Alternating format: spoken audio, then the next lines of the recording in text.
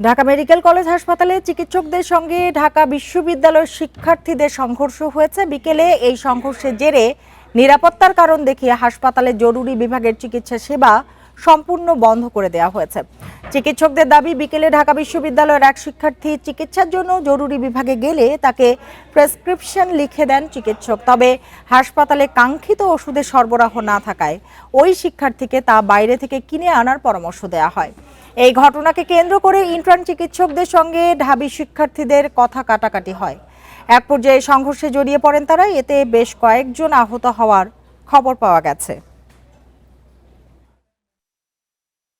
একটা প্রেসক্রিপশন দিছে, প্রেসক্রিপশন দেওয়ার পরে আমরা সারা ঢাকা মেডিকেলের মোড় খুঁজছি, একটা ওই ইনজেকশন নাই। এখান থেকে 3টা ইনজেকশন লিখে দিছে, যার মধ্যে একটা জাস্ট এখানে আছে। আমরা দৌড়ায় গেলাম, যাই দিয়ে হচ্ছে ডক্টররা মারতেছে। মারার পরে 3-4টা ডক্টর হচ্ছে এদিকে এক্স রুমের ভিতরে চলে গেছে।